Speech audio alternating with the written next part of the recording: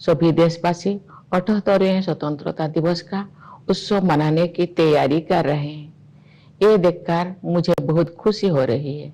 स्वाधीनता दिवस के अवसर पर लहराते हुए तिरंगे को देखना, चाहे वो लाल किले पर हो, राज्य की राजधानियों में हो या हमारे आसपास हो, हमारे हृदय को उत्साह से भर देता है। ये उत्सव 140 करोड़ से अधिक देशवासियों के साथ अपने इस महान देश का हिस्सा होने की हमारी खुशी को अभिव्यक्त करता है। जिस तरह हम अपने परिवार के साथ विभिन्न त्योहार मनाते हैं, उसी तरह हम अपने स्वतंत्रता दिवस और गणतंत्र दिवस को भी अपने उस परिवार के साथ मनाते हैं जिसके सदस्य हमारे सभी देशवासी हैं। 15 अगस्त के दिन देश विदेश में सभी भारतीय ध्वजारोहण समारोह में भाग लेते हैं, देशभक्ति के गीत गाते हैं और मिठाइयाँ बांटते हैं। बच्चे सांस्कृतिक कार्यक्रम में भाग लेते हैं। जब हम बच्चों को अपने महान राष्ट्र तथा भारतीय होने के गौरव के बारे में बातें करते हुए सुनते हैं, तो उनके उद्गारों में हमें महान स्वतंत्रता सेनानियों की भावनाओं की प्रतिध्वनि सुनाई देती है। हमें ये अनुभव होता है कि हम उस परंपरा का हिस्सा है जो स्वाधीनता सेनानियों के सपनों और उन भावी पीढ़ियों की आकांक्षाओं को एक कड़ी में पिरोते हैं, जो आने वाली वर्षों में हमारे राष्ट्र को अपना संपूर्ण गौरव पुनः प्राप्त करते हुए देखेंगे। इतिहास की इस श्रृंखला की एक कड़ी होने का बोध हमारे अंदर विनम्रता का संचार करता है। ये बोध हमें उन दिनों की याद दिलाता है जब हमारा देश विदेशी शासन के अधीन था। राष्ट्रभक्ति और वीरता से ओतप्रोत देश प्रेमियों ने अनेक जोखिम उठाए और सर्वोच्च बलिदान दिए। हम उनकी पावन स्मृति को नमन करते हैं। उनके अथक प्रयासों के बल पर भारत की आत्मा सदियों की नींद से जाग उठी। अंतरधारा के रूप में सदैव विद्यमान रही हमारी विभिन्न परंपराओं और मूल्यों को पीढ़ी दर पीढ़ी हमारे महान स्वाधीनता सेनानियों ने नई अभिव्यक्ति प्रदान की। मार्गदर्शक नक्षत्र की तरह राष्ट्रपिता महात्मा गांधी ने स्वाधीनता संग्राम की विभिन्न परंपराओं और उनकी विविध अभिव्यक्तियों को एकजुट किया। साथ ही सरदार पटेल, नेताजी सुभाष चंद्र बोस और बाबा साहेब आम्बेडकर तथा भगत सिंह और चंद्रशेखर आजाद जैसे अनेक महान जननायक भी सक्रिय थे। ये एक राष्ट्रव्यापी आंदोलन था जिसमें सभी समुदायों ने भाग लिया। आदिवासियों में तिलका मांझी, बिरसा मुंडा, लक्ष्मण नायक और फूलो जानो जैसे कई अन्य लोग थे जिनके बलिदान की अब सराहना हो रही है। हमने भगवान बिरसा मुंडा की जयंती को जनजातीय गौरव दिवस के रूप में मनाना शुरू किया है। अगले वर्ष उनकी 150वीं जयंती का उत्सव राष्ट्रीय पुनर्जागरण में उनके योगदान को और अधिक गहराई से सम्मान देने का अवसर होगा। मेरे प्यारे देशवासियों, आज 14 अगस्त को हमारे देश विभाजन विभीषिका स्मृति दिवस मना रहा है। ये विभाजन की भयावहता को याद करने का दिन है।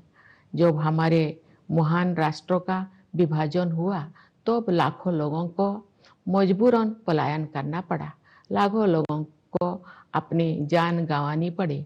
स्वतंत्रता दिवस मनाने से एक दिन पहले हम उस अभूतपूर्व मानवीय त्रासदी को याद करते हैं और उन परिवारों के साथ एकजुट होकर खड़े होते हैं जो छिन्न भिन्न कर दिए गए थे। हम अपने संविधान की 75वीं वर्षगांठ मना रहे हैं। हमारी नवस्वाधीन राष्ट्र की यात्रा में गंभीर बाधाएं आई है। न्याय, समानता, स्वतंत्रता और बंधुता के संवैधानिक आदर्शों पर दृढ़ रहते हुए हम इस अभियान के साथ आगे बढ़ रहे हैं कि भारत विश्व पटल पर अपना गौरवशाली स्थान पुनः प्राप्त करे।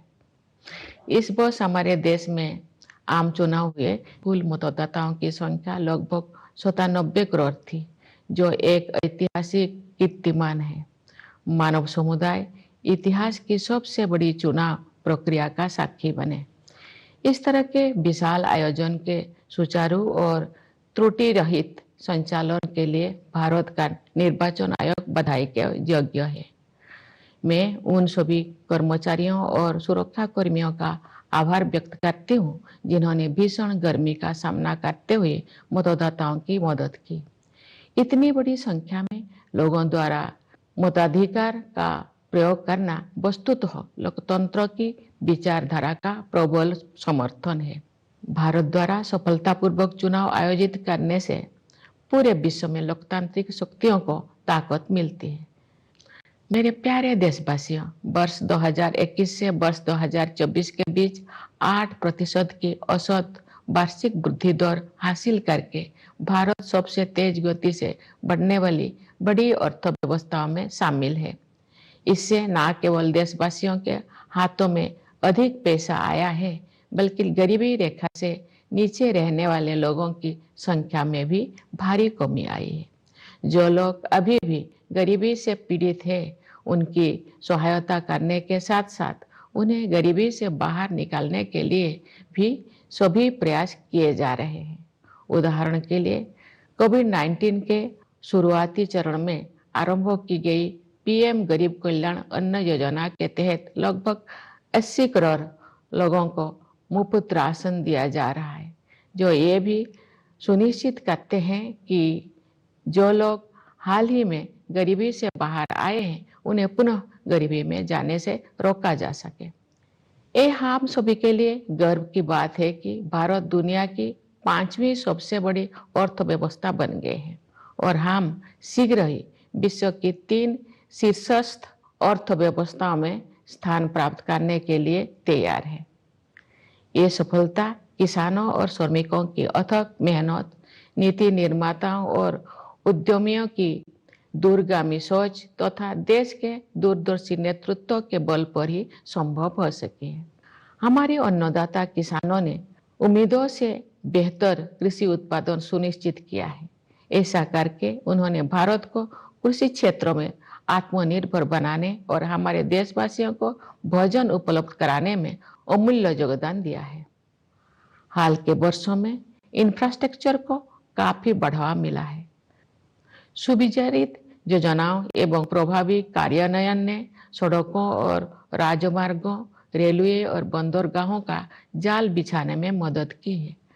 भावी प्रौद्योगिकी की अद्भुत क्षमता को ध्यान में रखते हुए सरकार ने सेमीकंडक्टर और आर्टिफिशियल इंटेलिजेंस जैसे कई क्षेत्रों को बढ़ावा देने पर विशेष बल दिया है।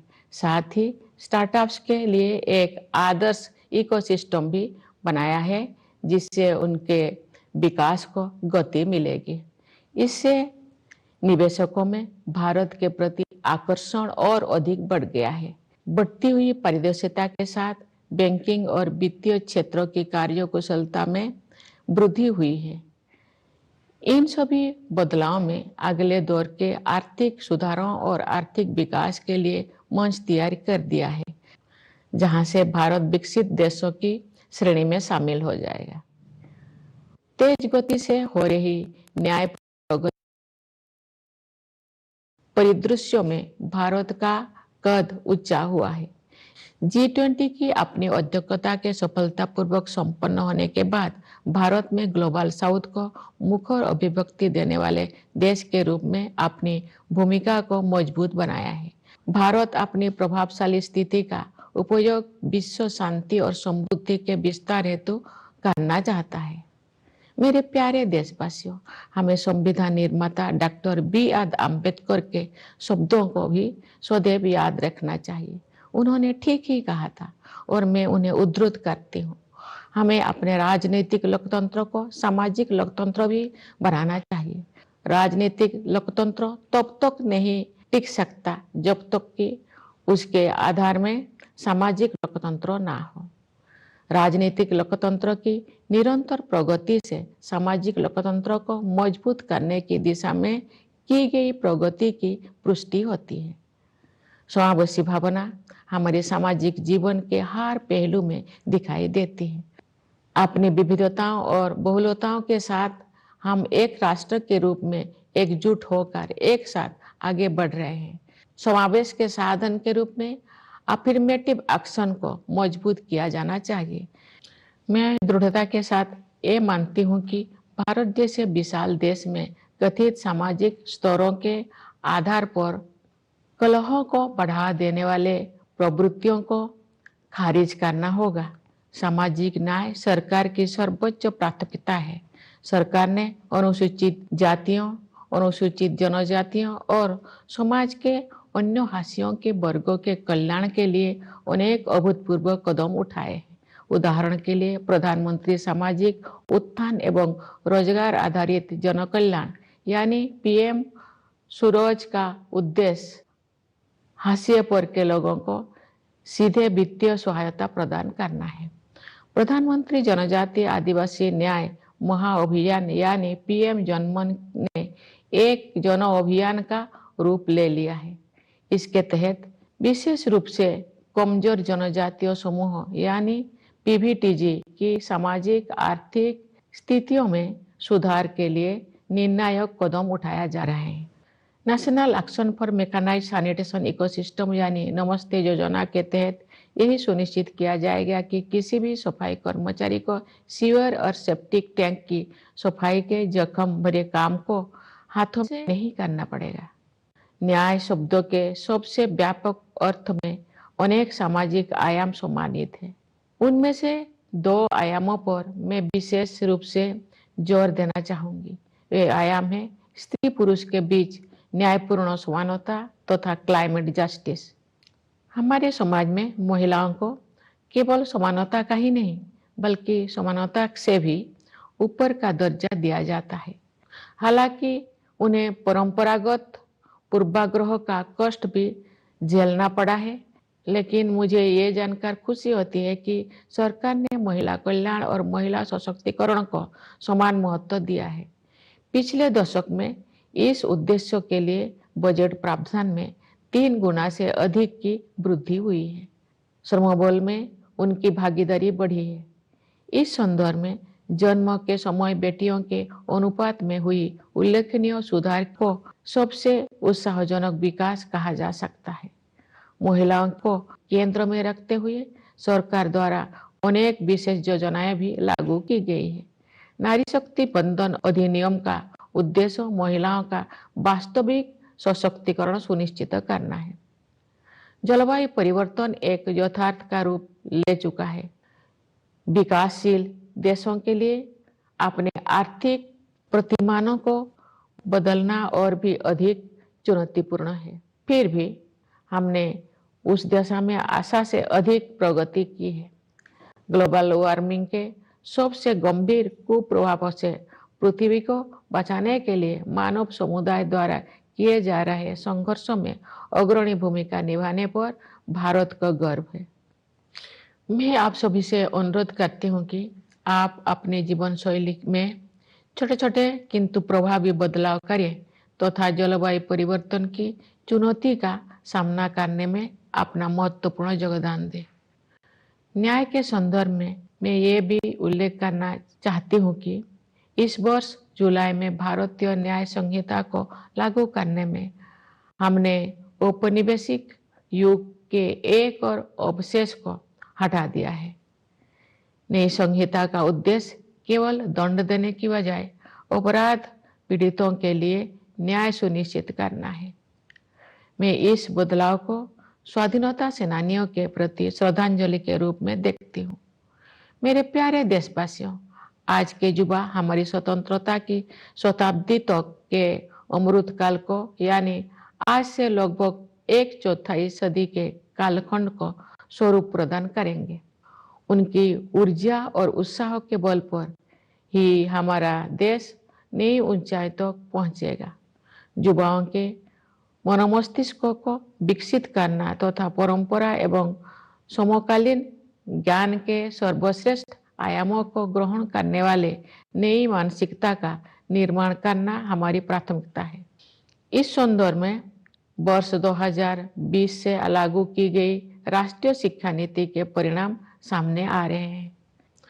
युवा प्रतिभा का समुचित उपयोग करने के लिए सरकार ने कौशल रोजगार तथा अन्य अवसरों को सुलभ बनाने के लिए पहल की है।